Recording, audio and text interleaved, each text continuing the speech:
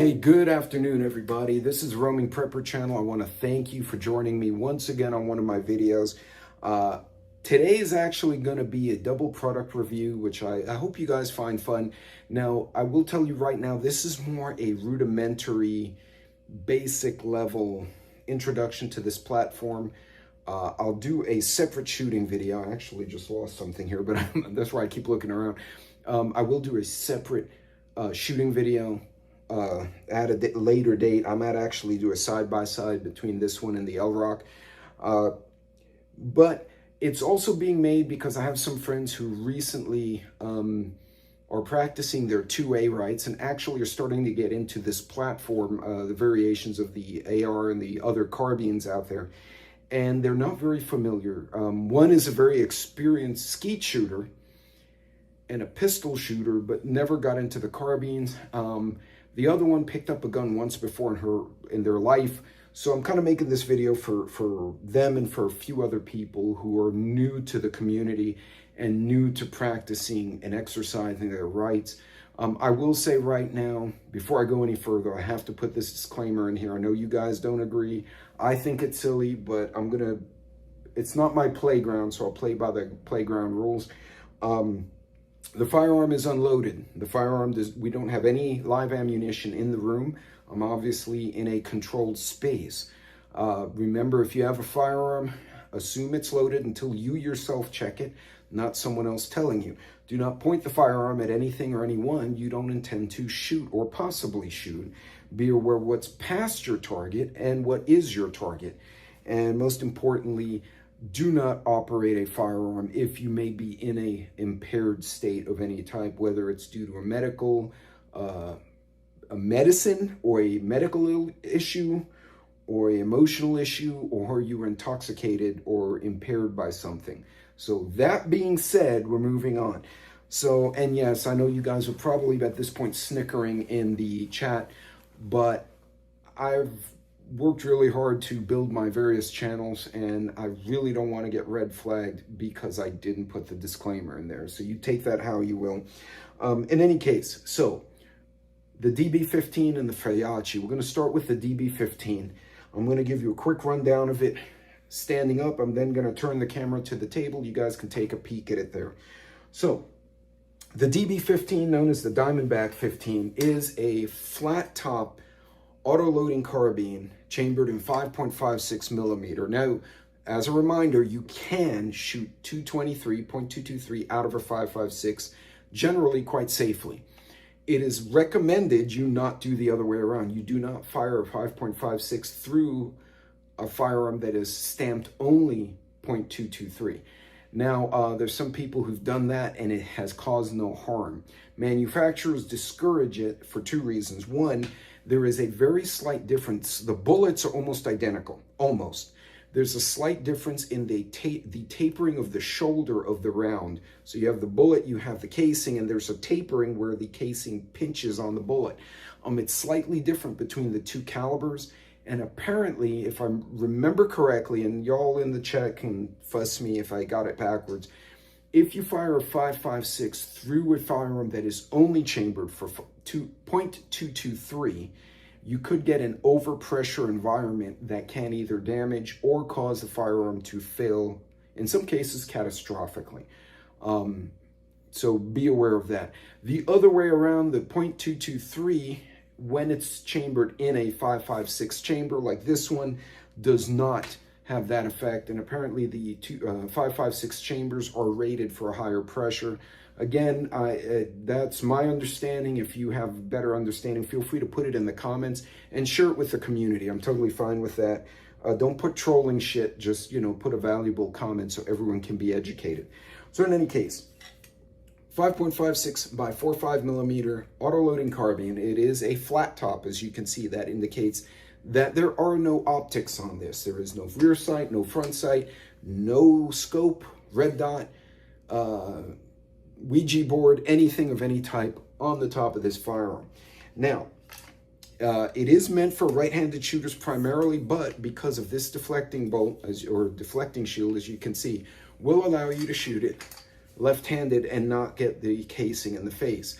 That is a little trick they learned during the Vietnam War because the originals didn't have it, and a left-handed shooter was getting shell casings in the face because it comes almost straight up and back. But by hitting this, it actually kicks it forward and up. So it kicks it away from the shooter. Those of you who've shot these before know what that's about. Now, it is a an over 16-inch barrel, so that is legal. This is not an SBR. This is considered a long gun or a rifle, depending on the nomenclature of your state. Buttstock that came with it is from Magpul. Now, as you can see, it has the slightly tapered ridge here, which allows for a very nice cheek weld. I was playing with it earlier, and it's rounded. Now, some of the more generic platforms like this have a very squared off rear end, which is fine functionally, but if you put your cheek up against it, after a while it'll wear a little bit on your cheek. It does have the retractable stock, so if you're a longer armed or shorter armed and statured shooter, you can retract it accordingly to give you the proper length of pull. Now, for clay shooting, the general rule is length of pull is from your elbow to your hand, so like this, and so I can probably shoot it just fine like this, and yeah, you can see my finger reaches. I prefer tuck it in just a hair. That's a little too short actually, but that's a good way to measure it, and everybody's a little different. I know some people who are short and have long arms. I've seen tall guys with short arms, you know, so you can adjust for your size. In any case, so again, for those of you, and this is, like I said, a rudimentary video. Handle, trigger, this is your charging handle. It does come with the mil-spec design, single latch on the left side, which is typical for these kinds of platforms. I do find interesting, and it has the mag release actually on the right side, so it's not ambi, and a bolt latch or bolt release on this side. Now, as you can see, it has this green thing sticking out. This is actually a safety device that goes in the chamber. It is actually made in the USA. Now, it came with it. It is called the mtchamber.com. Letter M, letter T, chamber. So mtchamber.com. And this little hoo-ha, you notice, has like a bullet-shaped thing on the end. You put through the magwell here, and you see how it's in the chamber right there? It goes up. When you drop the bolt, it gets pinched into the chamber, and it simultaneously allows you to see that A, the chamber is clear, and B, there is no mag in the magwell. So there you can see the chamber, how it pinches in there. You see the little green in the chamber, and at the bottom, it clearly has no mag in it, so we're going to lock that back. I have not cleaned this yet. I have it, and I have not cleaned it, so it's a little bit sticky. I'm going to have to oil it properly and then go to the range and run some rounds through it. However, so you have a right-handed mag release. You also have a your safety on the left side, but it's meant for the right hand. This model does not have an ambidextrous safety. So if you are a lefty shooter, there's no safety for you here. You're going to have to actuate it like that, which can be weird if you're a lefty shooter. Now, you can reverse it. There are tools. You can knock out some pins and flip it around. So one of the things I do like about the platform is that you can flip it for lefty or righty shooters or ambidextrous. My LWRC is set up ambi. I have mag releases and safeties on both sides, depending on how I'm shooting it. Now, this is a direct impingement firearm, and as you may not be able to see, but you see in here, there is the gas tube. The gas tube actually, so as the bullet comes out down the chamber, it diverts some gases back to function the bolt carrier group, to eject the empty and then load the next round. The hot spot is going to be right smack in the middle. So this is where your gas return is. And I don't know if you can see that. It's kind of hard to see in there. One thing I do like, it has a full length, almost to the end of the barrel, M-lock skeleton foregrip or shielding, depending on how you want to call it. This allows you to get a little bit fancy with this if you want to put a bunch of accessories on it. The weight without anything is rather light. So what I'm going to do, I'm going to change the direction of the camera. We're going to take a nice look at this rifle, and we're going to get a feel for what it looks like on the inside. And then we're going to jump over to the Feyachi iron sights, just so you can see an option that you could put on a platform like this. All right, folks, so looking at the rifle from this side. So as you saw earlier, the mag well is clear, and there is no mag in here. So we will drop the mag release. I'm trying to do this around the camera, so I know this looks kind of odd the way I'm doing it. Right, you pop out your pins, and this is a direct impingement rifle. So for those of you unfamiliar with that, I'm going to very quickly show you what that is. Let me get around the camera here, and there's the bolt carrier group. And, oh, they got a little bit of grease in here. And your charging handle. That's basically a teardown of an AR. The DB15, you can push this other pin out and separate the two halves. Let me see if I can get that done. Clearly it doesn't want to play nicely with me at the moment. Let's get that other pin in there. There we go. Pop this guy out. Maybe not. There we go. And voila. And there we go. So you can see that you have a chrome chamber on the inside. There's your gas return. It is, and it has a little fancy labeling there, which is really silly. This is a maglock front end. Maglock uses a special little latching system. So this would be considered a Picatinny or 1918 rail. I've heard different variations of it, where you can see you can attach and latch items onto here. Here you should be able to latch them pretty much any of these spots using the M-LOK system. You can also put rails like this on the side here, but you will have a weight penalty with that. This is the lower. As you can see, it's pretty much a typical lower. Here, right-handed control. There's your safety on off. This is your chamber lock, or rather your bolt lock. And this is your mag release. I won't show you a mag because most of you who are shooters know what it looks like.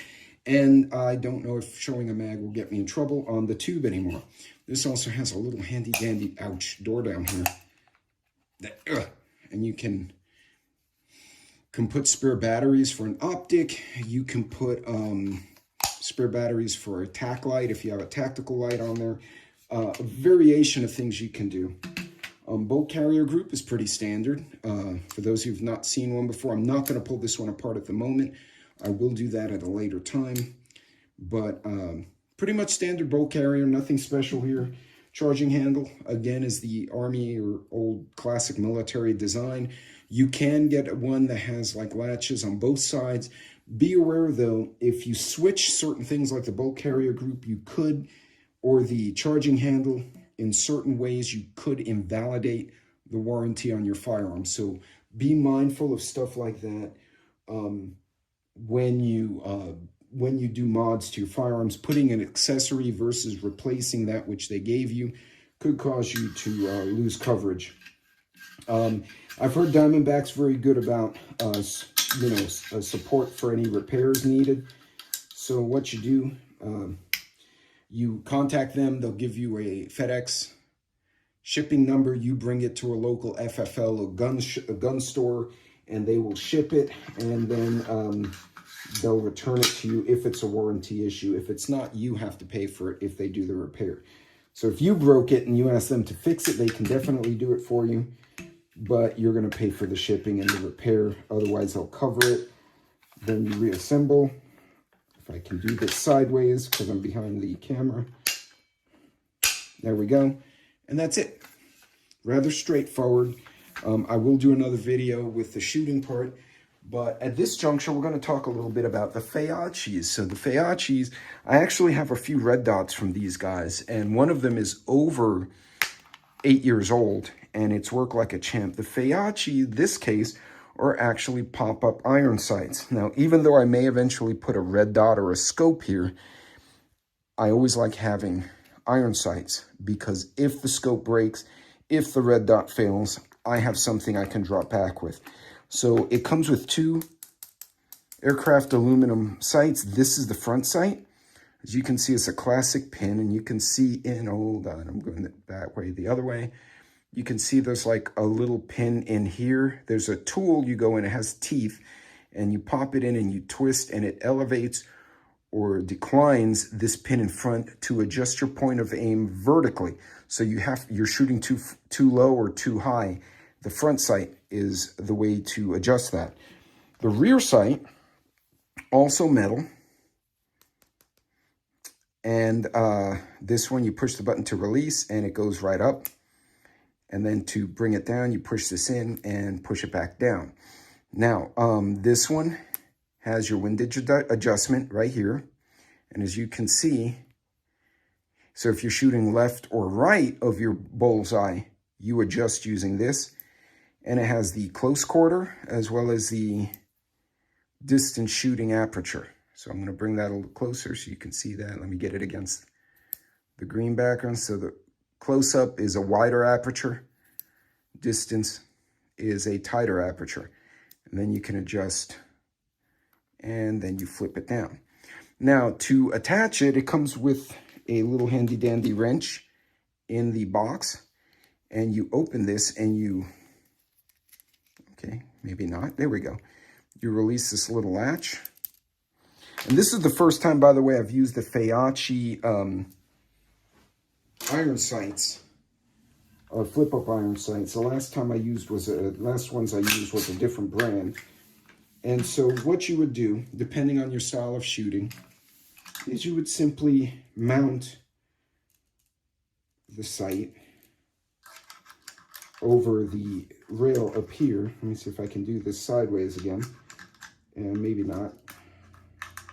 May need to loosen it more. There we go. And you slide it up until it gets into the position you need it. Clearly, I'm not doing something right. So let me play with this a bit, and then we will come right back and look at that for a second. So I got it on there. I'm not tightening them right now. This is may or may not be the final position for them. But as you can see, I have the rear sight back here. I can fold it down. Front sight here. Fold it down. Oops, there we go. And so you basically make it flat.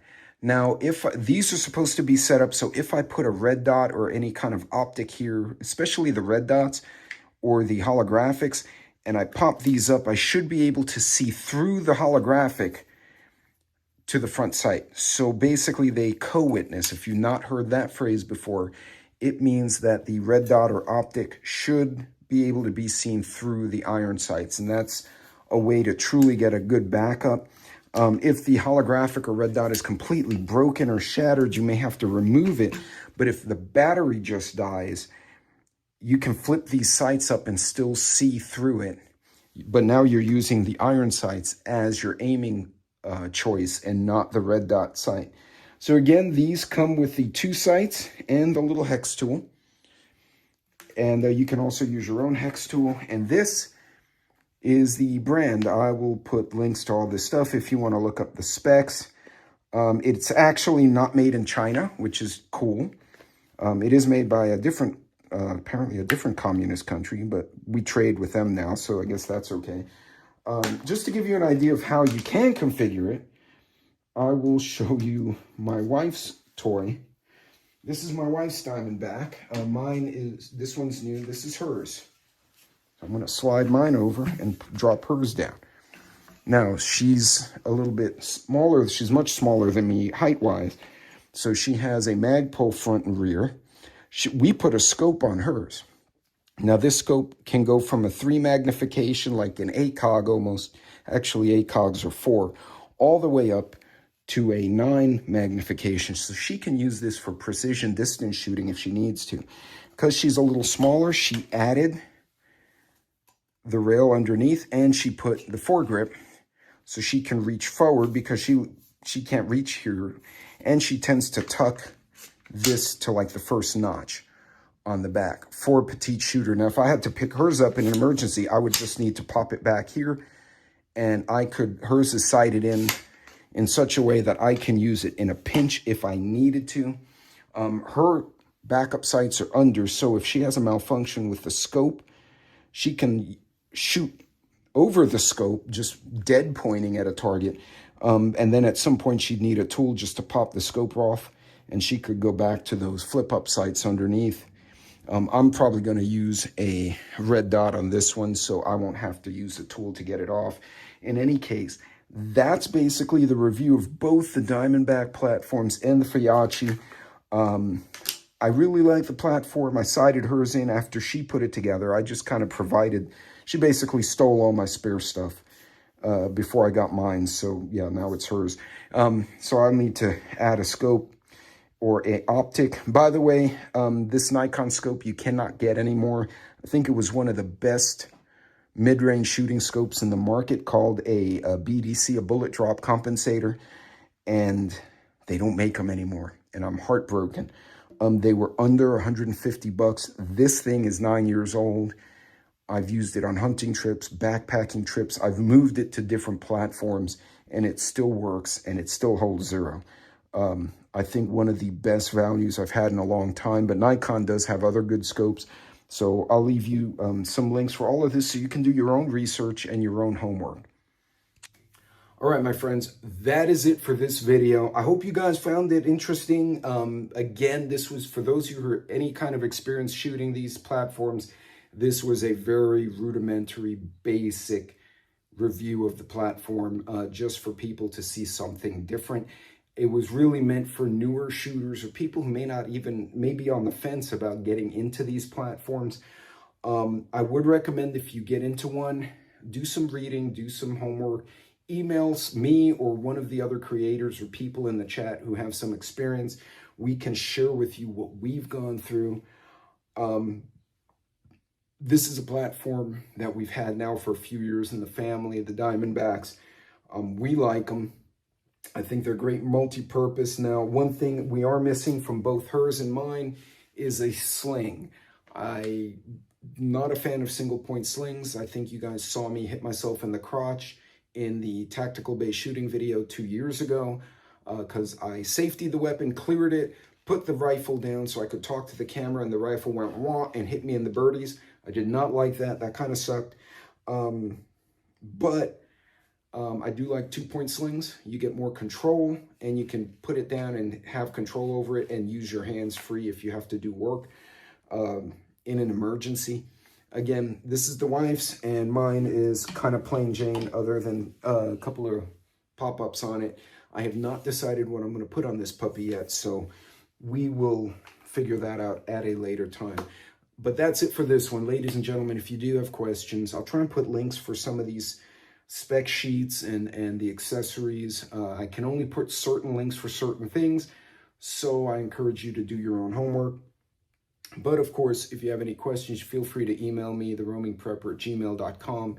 You can also email some of the folks in the chat. We got a lot of great shooters in the chat, or any of the other, creators. Many of them have experience with various platforms, and they can share their knowledge as well.